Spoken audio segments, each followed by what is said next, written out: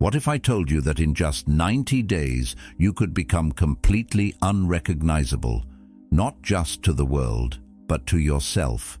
Not in theory, not someday, but right now, starting exactly where you are, with the pain, the doubt, the silence no one sees.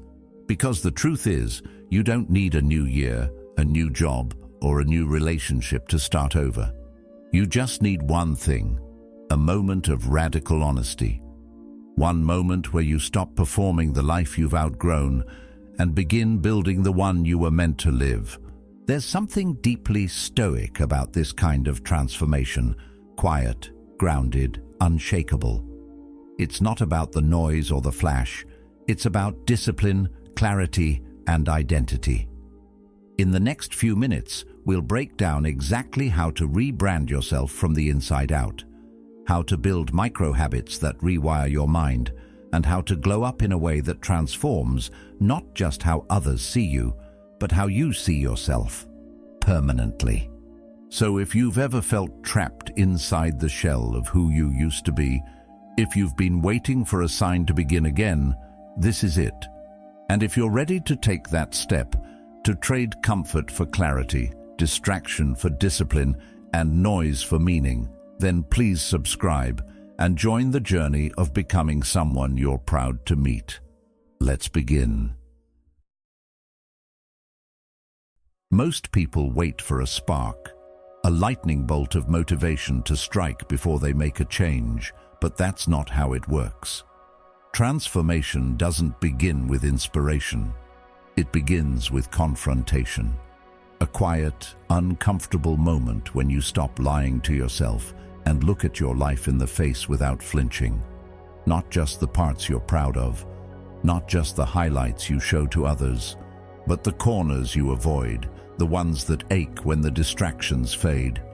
The truth is, we all carry stories about who we are, and often they're outdated, inherited, safe. But those stories become the walls that trap us in the version of ourselves we've long since outgrown. You don't fix a life by decorating it.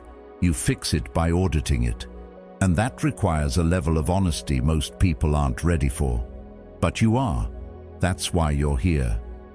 So start with this. What are you pretending not to see? What are you tolerating simply because it's familiar? The way your energy sinks around certain people. The way you talk about your goals more than you act on them. The quiet dread on Sunday nights that you cover up with Netflix or scrolling or busy work. These aren't small details. They are signals, warnings from within. And ignoring them doesn't make them go away. It just delays the crash. You don't need more time. You need truth. As Marcus Aurelius wrote, "If someone can prove me wrong and show me my mistake, I will gladly change. It's the truth I'm after." That's the mindset you need. Not defensiveness, not self-justification, but an unshakable hunger for what is real. Because only from truth can change be born. Most people will tell you to start with your vision, to dream big, write goals, create mood boards. But what good is a vision built on denial? If your foundation is fragile, it doesn't matter how beautiful the future looks on paper, it will collapse. So instead, start with an audit. 3 simple columns. What's working, what's not, and what has to change, not in theory, but in practice, starting now. Don't overthink it. Don't dress it up. Just name it. Name the habits that leave you empty, the choices that lead nowhere, the patterns that feel like comfort but breed regret. You can't change what you won't confront, and you can't confront what you refuse to name. You're not here to beat yourself up. You're here to stop avoiding the obvious. Growth doesn't mean tearing yourself apart. It means telling yourself the truth and finally acting on it. There's power in that, dignity, because once you stop defending the past, you start designing the future. And the future needs you clear, not perfect, just real. The habits you've outgrown are not evidence of failure. They are proof you're evolving. The friendships that drain you, not bad people, just old mirrors reflecting a version of you that no longer fits. The dreams that used to light you up but now feel empty. That's not confusion. That's clarity breaking through the noise. Think about how much energy it takes to pretend, to maintain a life that looks okay on the outside but quietly aches on the inside. That energy could build something real, something solid, but only if you're willing to reallocate it, to stop managing impressions and start managing yourself. Carl Jung said, "Until you make the unconscious conscious, it will direct your life and you will call it fate." That's why this process matters, because every excuse you make is a rehearsal for staying the same, and every uncomfortable truth you admit is a doorway to who you could be if you stopped getting in your own way. This isn't a one-time exercise. It's a lifestyle, a practice of returning to what's true, especially when it's inconvenient, especially when it costs comfort.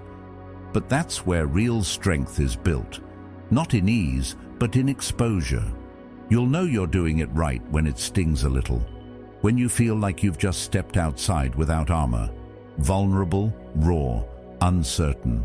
That's not weakness, that's honesty, and it's rare. It means you're no longer hiding behind half-truths or habits that numb. It means you're ready. This first step, this audit, it's the gateway. Everything that comes next will be built on this foundation. So take it seriously. Do it slowly. Sit in the discomfort if you have to. Let it hurt a little. That pain is not punishment.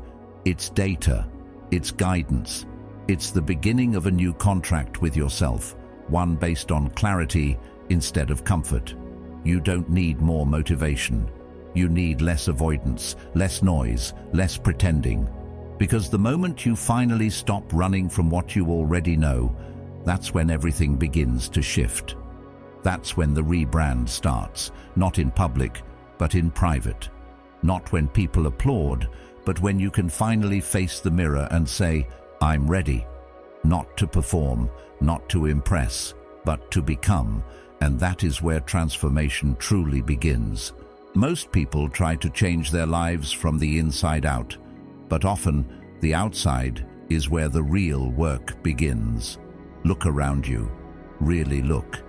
Your environment is a mirror of your mental state.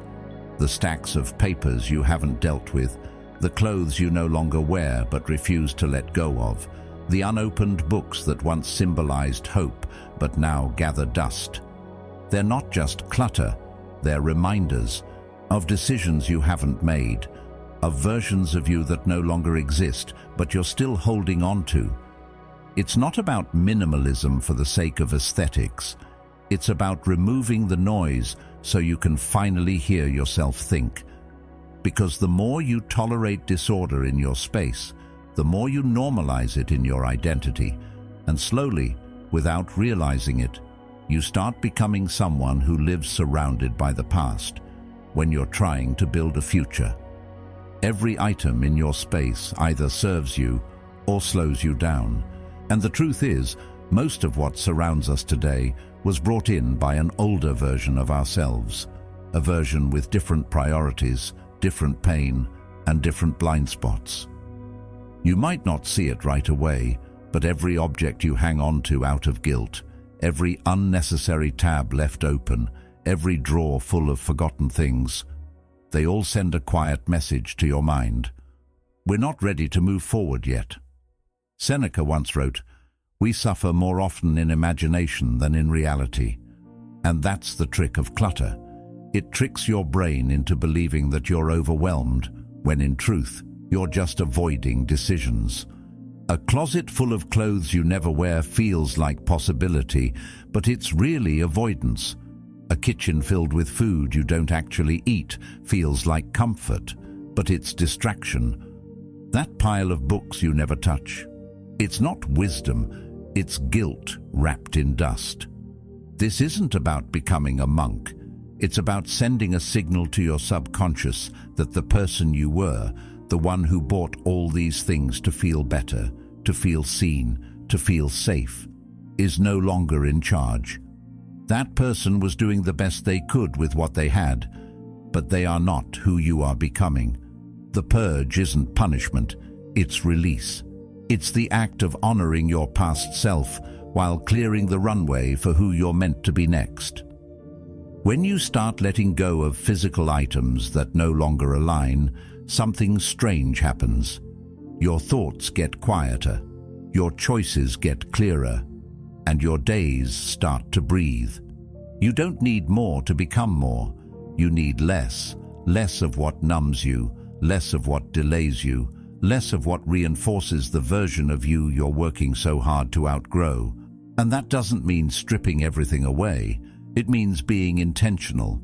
It means asking, does this item move me forward, or does it tie me to who I used to be?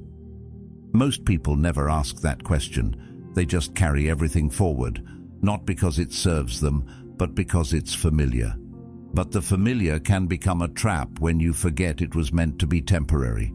Clean out your kitchen, not just to make space, but to start choosing fuel over comfort. Empty your inbox, not just for productivity, but to stop letting unread messages whisper, "You're falling behind." Cancel that one subscription you keep meaning to, not just to save money, but to stop feeding the cycle of mindless consumption. These may seem like small acts, but they carry weight. They build momentum. They tell your nervous system, we're not stuck anymore, we're moving, slowly, deliberately, forward. Carl Jung once said, "People will do anything, no matter how absurd, to avoid facing their own souls." But sometimes the path to facing yourself starts by cleaning your desk. It's symbolic, because when you take control of your environment, you take the first step in reclaiming your agency. This is why the Stoics emphasized simplicity. Not because they believed in suffering, but because they believed in clarity. A clear space gives rise to a clear mind, and a clear mind can endure, decide, and create. You don't have to do it all at once. Don't aim for perfection, aim for alignment. Start with one drawer, one shelf, 1 hour. As you clear the space, something begins to shift in your psychology. You start to realize you don't need the external noise to feel full. You just need presence. And presence is what emerges when the unnecessary is removed. Not because you forced yourself to go without, but because you chose to make room for what truly matters. This isn't about becoming someone new. It's about removing the layers that hide who you already are. And that process of physically letting go becomes the ritual that marks the beginning of the internal transformation. The environment around you is the stage your future self will perform on. Prepare it, make it ready, make it worthy, not for appearance but for integrity. When you walk into your space and it reflects where you're going, not where you've been, your identity starts to catch up. You start making decisions differently. You stand a little taller.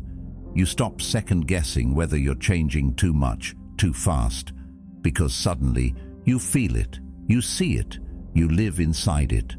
Rebranding yourself doesn't start with big declarations. It starts here, with the quiet act of cleaning, clearing, and choosing again.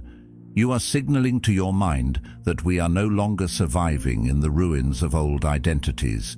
We are building something new, and for that there must be space, there must be order, there must be discipline, not to restrict you, but to liberate you, because clarity is the soil where confidence grows. And the first place to plant that clarity is right in front of you. Most people think changing their body is about how they look, but real transformation starts when you use your body to prove something much deeper, that you can decide and follow through. Not once, not when it's easy, not when someone is watching, but every day, quietly, especially when no one notices. You don't need a six-pack. You need evidence. Evidence that your word means something to you. That when you say, "I will," it doesn't fade with your mood. It holds, it lasts, because it's not about the mirror, it's about momentum. And the fastest way to regain momentum when your life feels stuck is to rebuild your body as an instrument of will. The body doesn't lie. It reveals what you've tolerated. Every ache, every skipped workout, every extra hour of sleep you didn't need, every meal eaten out of boredom rather than hunger, they all tell a story. Not a story of failure, but of disconnection. When your mind and your body drift apart, discipline disappears. And discipline is what holds your identity together. You can say you want to change, but until your physical actions start aligning with that vision, it's just noise. What you do with your body each day is the most honest reflection of who you are becoming. Not who you say you are, but who you are in motion. You don't need to sign up for a fitness plan or start chasing perfection. Start smaller than that. Start with 20 minutes of walking, not for cardio, for presence, for reclaiming the space between your thoughts. Start with drinking more water. Not for some trend, but to remind yourself that your body deserves care. Start with sleep, not just because rest matters, but because you can't lead yourself if you're always running on empty. These things sound simple, maybe even too simple, but when done consistently, they form the foundation of self-respect. Because every time you move, hydrate, or rest with intention, you're telling yourself, we show up now. Not someday, now. And once you've shown up for long enough, you build trust with yourself. That's where real confidence is born, not from compliments or likes or external validation. It comes from the deep inner knowing that you keep your word. You become someone who doesn't flinch when the alarm goes off. Someone who shows up at the gym even when motivation is gone. Someone who doesn't need to be in the mood to take action. Epictetus said, "First say to yourself what you would be, and then do what you have to do." That's the blueprint. Say it first, then act on it, even before you believe it. And here's the truth. Your body is not a punishment. It's a partner. It's the tool through which your character becomes visible. When you build strength, you're not just changing your shape, you're reinforcing your standards. Every rep becomes a vote for the person you want to be. Every drop of sweat is a quiet declaration. I'm not done yet. You're not working out to erase who you've been. You're training the vessel that will carry you where you've never been. And that requires respect, not just for aesthetics, but for ability, for endurance, for grit. This isn't about chasing extremes or competing with anyone else. It's about consistency, doing the hard, boring, often unnoticed things that compound over time. That's what builds real power. Not hype culture. Just habits, stacked one on top of the other until the results speak louder than your explanations ever could. People won't understand why you're waking up earlier, why you're passing on the easy option, why you're walking in the rain when you could stay in bed. That's fine. They don't need to understand, because this isn't for them. It's for you. Carl Jung once said, "What you do not make conscious will manifest as fate." And that includes the way you treat your body. Neglect becomes fatigue. Fatigue becomes irritation. Irritation becomes self-doubt. It's a chain reaction. But so is the opposite. Care becomes clarity. Clarity becomes confidence. Confidence becomes leadership. When you start using your body with intention, your entire mindset shifts. You stop seeing health as optional and start seeing it as essential. Because the person you're trying to become can't thrive inside a neglected vessel. So no, this isn't about punishment or perfection. It's about presence, about reconnecting your actions with your values, about remembering that the most powerful thing you can do when life feels stuck is to move, physically, deliberately, consistently. Movement breaks stagnation. And as you move, your body starts to feel like home again. Not a project to fix, but a tool to use. A signal to yourself and to the world that you're no longer waiting. You're not hoping. You're not guessing. You're building. You're doing. you're becoming. That's what rebuilding the body really means. It's not about being admired, it's about being reliable, not to others, but to yourself. And the body is where that reliability begins. It's where discipline becomes real, where transformation becomes visible, where the identity you're creating takes its first steps into the world, quietly, powerfully, one action at a time. Time isn't money. It's much more personal than that. Time is identity. It's who you become, hour by hour, choice by choice. If you want to know who you really are, don't look in the mirror. Look at your calendar. Where you place your minutes is where you place your values. And the harsh truth is, most people spend their days reacting to life rather than creating it. They wake up and check their phone before they even check in with themselves. They spend the morning doing what feels urgent, not what feels meaningful. And over time, without noticing, their days become crowded with low-impact activity, tasks that fill the space but drain the soul. But it doesn't have to be that way. You can rewrite your life by rewriting your schedule.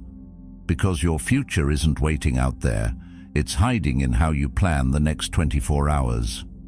Start by looking at your calendar, if you even have one. Does it reflect the person you say you want to be, or is it just full of things you said yes to out of guilt, habit, or distraction? Most people leave their schedule to chance. They let others decide what fills their time. But reclaiming your time is the first act of reclaiming your self-respect. It's not about being busy. It's about being deliberate. A life that's overscheduled is not the same as a life that's intentional. You don't need to do more. You need to align more. Because when your schedule reflects your deepest priorities, even your quietest days feel powerful. Planning your time doesn't make you rigid, it makes you free. When you schedule silence, you get your thoughts back. When you schedule movement, you reclaim your strength. When you schedule learning, you begin to sharpen your voice. When you schedule execution, actual, focused action, you begin to build results that speak louder than your words ever could. These aren't just to-do list items. They're declarations, acts of alignment. And when they appear on your calendar in black and white, something shifts in your mind. You start to treat your growth like a responsibility instead of a vague intention. Because what gets scheduled gets lived. Don't fall for the myth that discipline kills spontaneity. It doesn't. It amplifies it. It makes space for the things that actually matter by removing the things that only feel urgent. And you don't need to fill every hour to feel progress. Even 30 focused minutes lived with intention can be more powerful than 3 chaotic hours spent chasing notifications and doing things halfway. The Stoics knew this. Marcus Aurelius wrote, "Don't waste time arguing what a good person should be. Be one." The same is true here. Don't waste time planning a perfect life. Start living a structured one. Start acting like someone who respects the hours they've been given. Wake up earlier, not to impress anyone or post about it online, but to take back control from the world. That first hour of your day is sacred.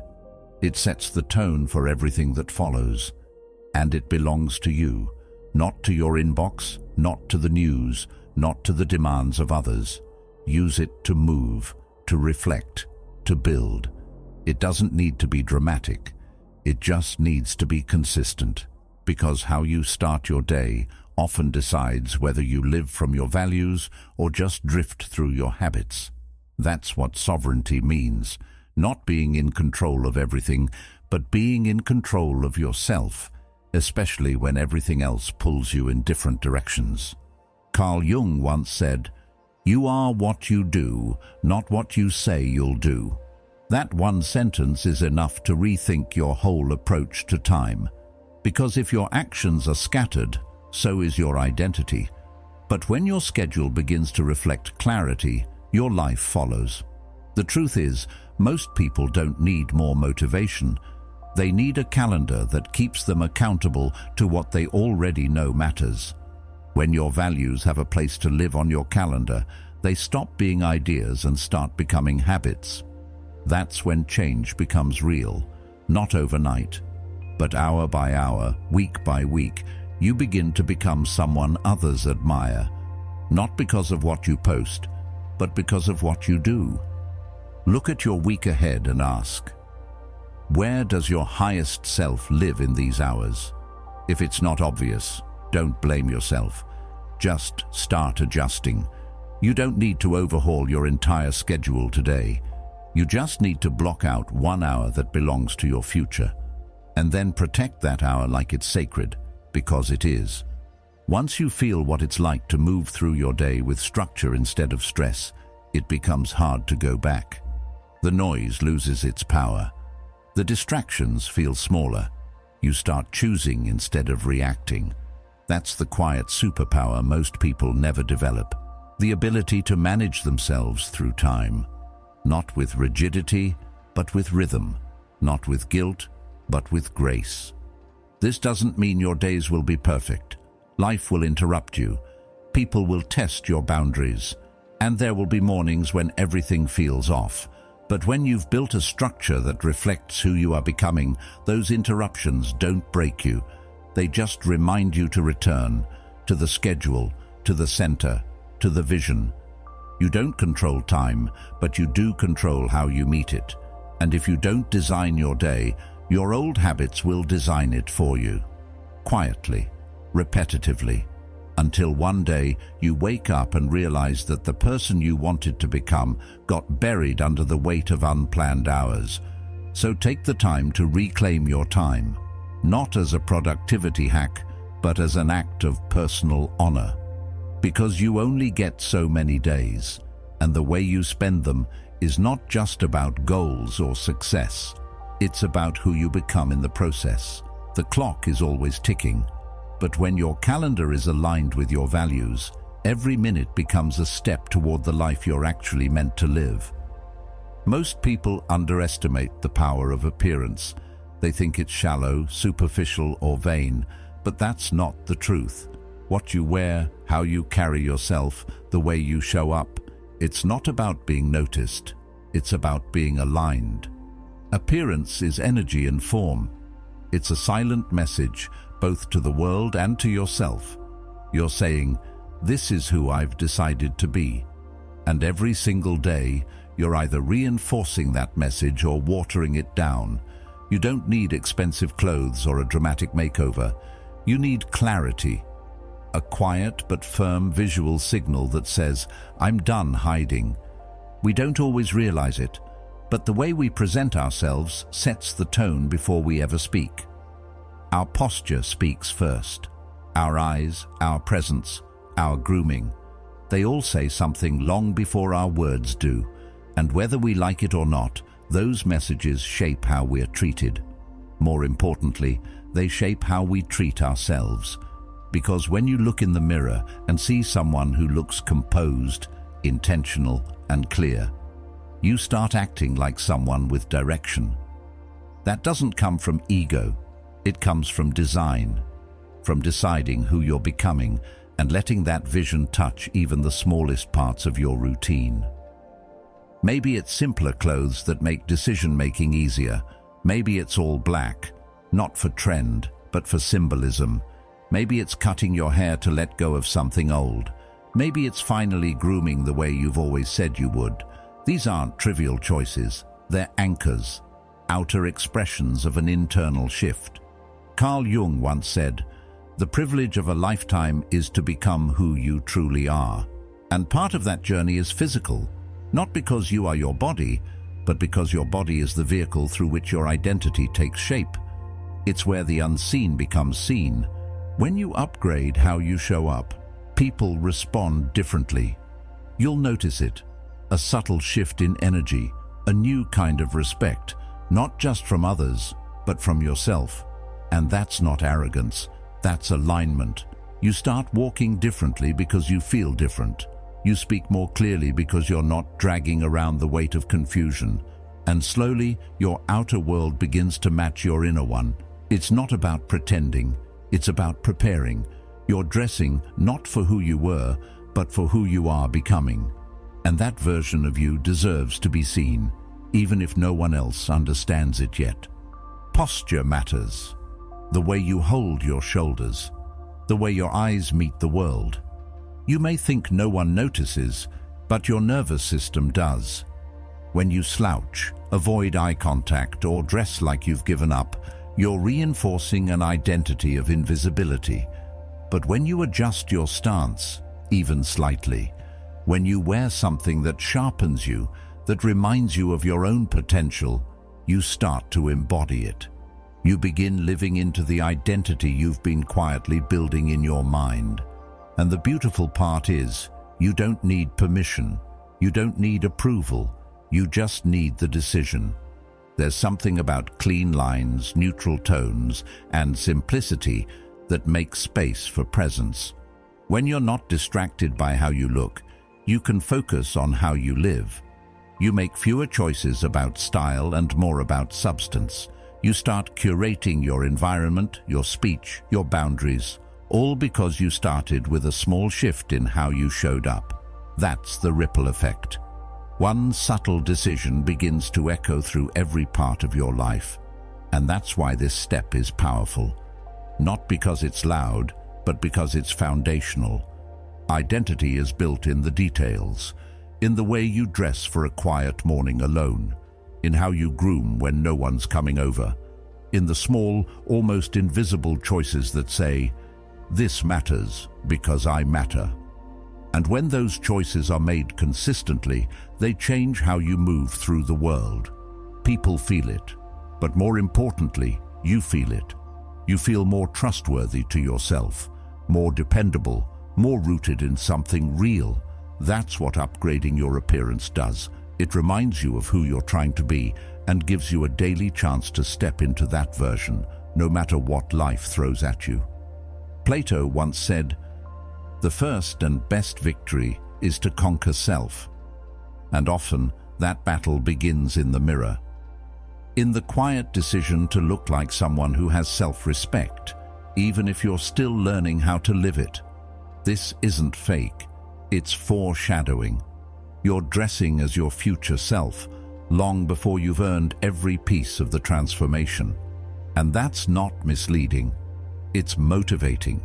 You're training your nervous system to recognize success, to recognize discipline, to recognize elegance and restraint and purpose. You're making it familiar so that when the results begin to arrive, they're not shocking, they're natural. It's easy to say that looks don't matter, but appearance isn't about being perfect. It's about being intentional. It's about sending a signal to yourself and to the world that you're becoming someone worth listening to, someone who takes themselves seriously, even in silence. So whether it's a simple change in color palette, a sharper haircut, a more thoughtful wardrobe, or simply better posture, these shifts matter. They are acts of alignment, visible commitments to an invisible transformation. And every day that you show up like the person you're becoming, you collapse the distance between now and then. You start living the future in the present. You stop hiding behind someday and begin expressing your potential now, visibly, consistently, and without apology. Because transformation doesn't just happen in the mind. It happens in how you walk, how you carry yourself, how you dress, how you choose to be seen, even when no one is watching. Especially then, wear the future until it fits. And soon it won't feel like a costume, it will feel like home. Some people were only meant to walk with you for part of the way. And realizing that doesn't make you ungrateful. It makes you awake. One of the most difficult parts of becoming a new version of yourself is not the habits you break or the identity you rebuild. It's the people you outgrow. The ones who knew you when you were smaller, softer, less certain. The ones who bonded with you over limitations you no longer believe in. And now, as you begin to rise, as your values shift and your energy sharpens, something strange starts to happen. They laugh at your new routines. They question your discipline. They try to pull you back to who you were, not out of hatred, but out of fear. Because your growth is a mirror, and not everyone is ready to see themselves clearly. Not everyone is meant to join you at your next level. And that's not cruelty. That's clarity. People reflect back parts of us we either want to hold on to or desperately need to release. They become mirrors of our past and reminders of our potential. But when those mirrors start distorting who you're becoming, when the reflection keeps dragging you back into stories you've outgrown, it's time to put them down. You can love people and still choose not to carry them. You can remember the laughter, the loyalty, the history, and still walk away.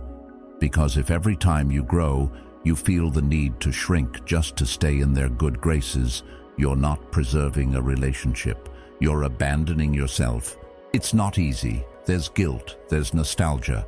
There's a part of you that will always wonder if you're being too harsh, too selfish, too quick to cut ties. But ask yourself this: do they still make you feel alive, or do they just make you feel known?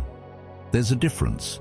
Some people are comforting because they've memorized your wounds, but that comfort will cost you everything if you let it.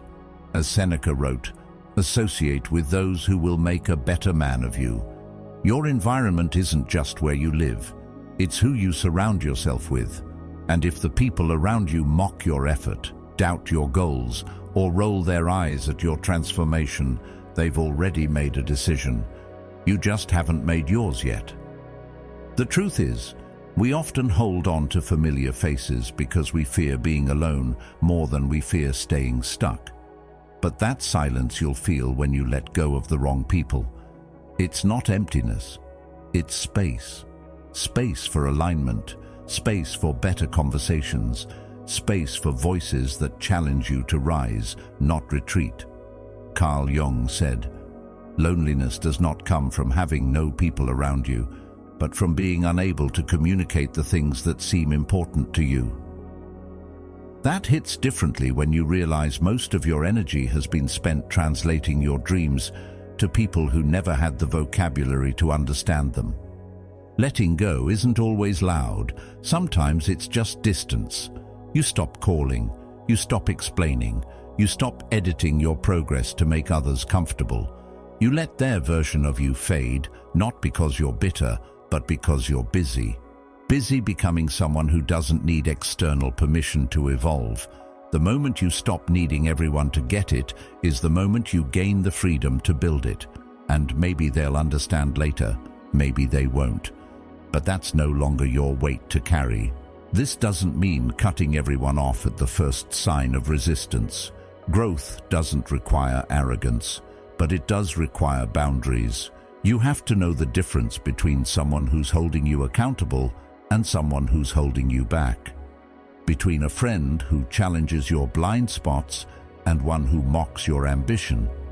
The people you keep closest should feel like a mirror, yes, but not one that traps you in the past. A mirror that reflects the potential you haven't yet touched. A mirror that makes you stand taller, not shrink. Sometimes the greatest act of self-respect is walking away without needing to explain yourself. Not as a statement, but as a shift. Because you finally understood that not everyone can handle your healing. Not everyone can handle your peace. Not everyone will clap for your consistency when it begins to expose their avoidance. And that's okay. Let them stay where they are and rise. You will lose some people on this journey, but you will also find people who are waiting to meet this version of you. People who speak the language of vision, who don't need you to shrink in order to feel secure, who don't remind you of who you were, but walk with you toward who you're becoming. These are the people who make your evolution feel like home, and you won't find them by clinging to the past. The choice is always yours. Stay loyal to your comfort or stay loyal to your calling. You can't have both. So let the old connections fade with grace. Thank them for the role they played, but don't look back. You're not abandoning anyone. You're finally remembering yourself. And sometimes that's the most powerful goodbye you'll ever give. You don't owe anyone an explanation for your growth. You're allowed to change without broadcasting a justification, without defending your evolution to people who only ever knew the old version of you. Real transformation doesn't require applause. It requires courage, especially the courage to be seen in motion, to live in that awkward middle space where you're no longer who you were, but not yet fully who you're becoming. That space where your new habits feel unfamiliar, your voice sounds different, and your choices begin to confuse the people around you. It's uncomfortable, yes, but it's necessary. Because that's where identity is forged, not in private fantasies, but in public practice. The mistake most people make is waiting until they're fully confident, waiting until the results are visible, waiting until no one questions them. But life doesn't work like that. The world rarely gives you permission to become someone new, so you have to give it to yourself. The fastest way to lock in change is to move as if the change has already happened, as if you're already the person you've envisioned. You don't need to feel ready. You just need to act in alignment with the future you believe in. That's not pretending, that's preparing. Be willing to be misunderstood. Reinvention often looks fake to people still stuck in their old patterns. They don't see your future. They only see their version of your past. So they project, they question, they doubt. But their confusion isn't your concern. Your focus is on building, not explaining. Let people talk. Let them whisper. Let them wonder who you think you are. Because the truth is, you already know you're someone who finally got tired of being a watered-down version of yourself. And now you're doing something about it. Practice your values out loud. Say no to things that once drained you. Speak more clearly, even when your voice isn't fully steady.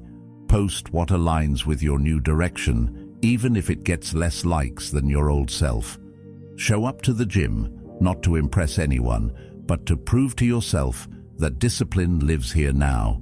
Start the business, the channel, the podcast, not because you feel fully prepared, but because you're done waiting for perfect conditions. Reinvention is messy.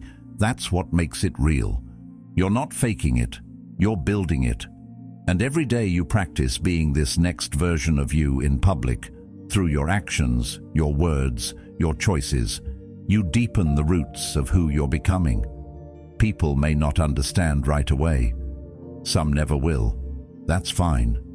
Because this isn't a performance, it's a process. One that requires a certain level of vulnerability, of being seen trying, of being visible in the work before the results are obvious. But that visibility is part of the transformation. It's how you learn to hold your ground when the old world no longer fits and the new one hasn't fully arrived. There's a silent power in doing it anyway, in showing up without permission, in letting your new identity take shape in full view of a world that may not be ready, because that's what leadership looks like. It's not about being admired, it's about being real. About being the first to go where others are afraid to, about embodying something different even when it's easier to blend in. Seneca wrote, "It is not because things are difficult that we do not dare, it is because we do not dare that they are difficult." Daring to change publicly removes the illusion that you need perfection before progress. Let go of the need to explain. People will catch up, or they won't. Your job isn't to drag them along. Your job is to walk, to evolve, to become, and to keep becoming, even when it feels like no one sees you. Because the right people will. The ones meant to walk with you at this new level. They'll recognize you, not because of how loudly you announce yourself, but because of how clearly you move. They'll see the energy shift, the posture change, the quiet confidence of someone who no longer negotiates with their old identity. This practice of becoming publicly isn't about proving anything.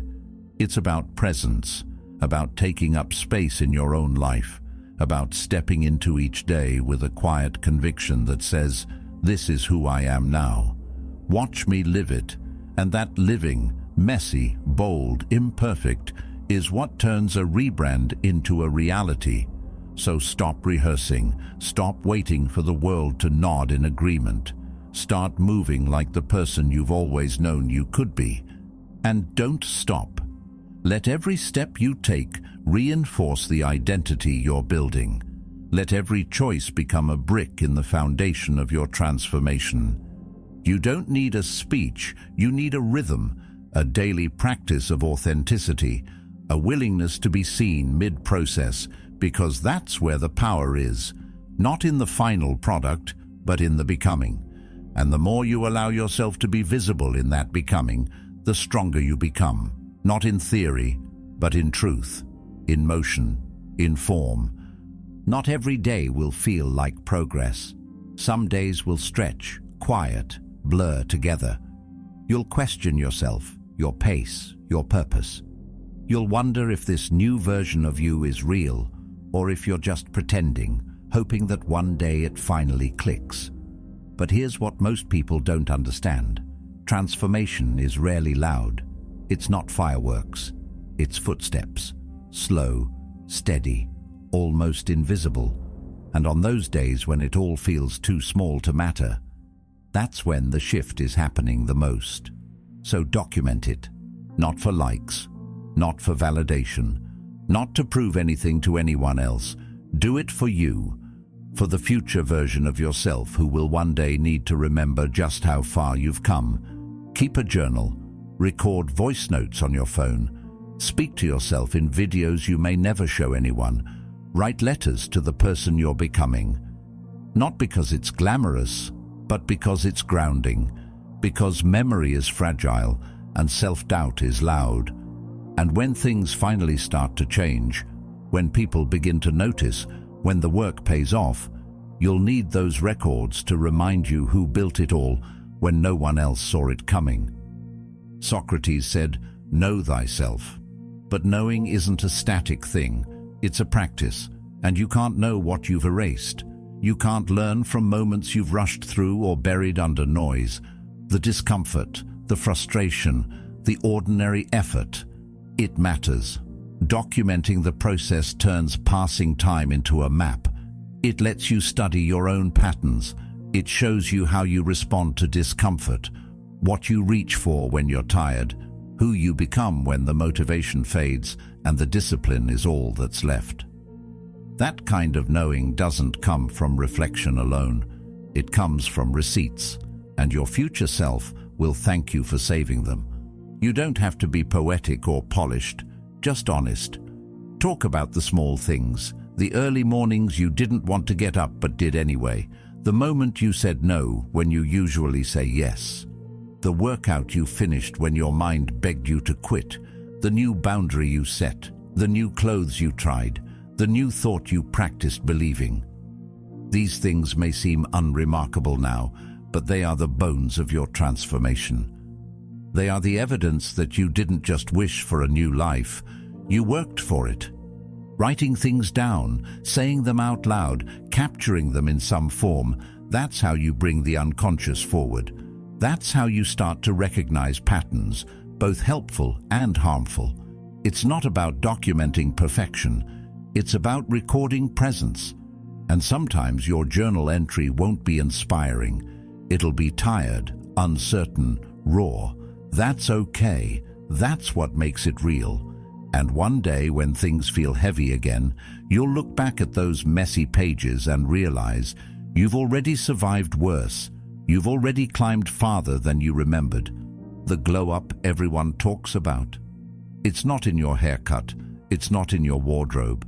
It's in your posture, your tone, the way you carry yourself when no one's watching.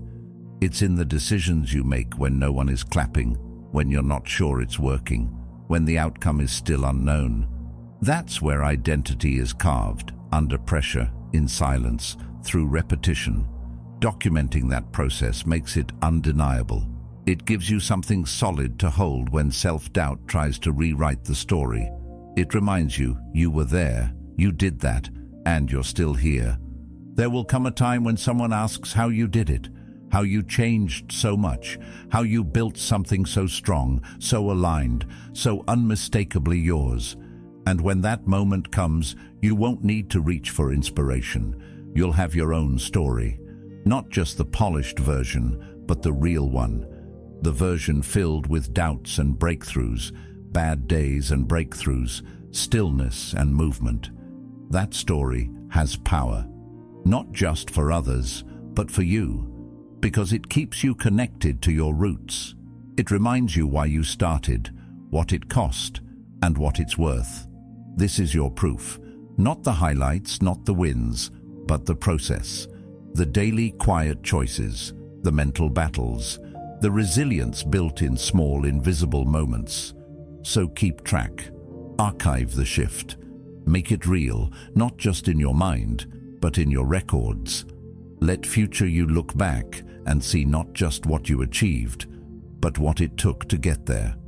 Because that perspective won't just humble you when you succeed. It will strengthen you when you fall again. It will ground you in your own capacity to rise. Transformation isn't one decision, it's 1,000 quiet choices, and most of them won't be seen, celebrated, or even understood by others. But you'll know, you'll remember, because you were paying attention, you were present, and you left a trail. So when doubt whispers, when the path feels foggy, when you wonder if you're making progress at all, you'll have the receipts, the journals, the voice notes, the videos, and they will say, without a doubt, you are not the same person you were. You've done the work, you've earned this chapter. And the most beautiful part, you'll look back and realize the real transformation wasn't just what changed around you. It was who you became when no one else believed yet. But you kept going anyway. No one will ever fully understand the quiet battles you fought to become who you are now. And that's okay. Because this journey was never about being seen. It was about seeing yourself clearly, maybe for the first time. So keep going, not louder, but deeper, not to prove, but to live. And if you're still becoming, you're right on time. Watch the next video on your screen. It was made for this moment. And thank you for being a part of Stoic Journal.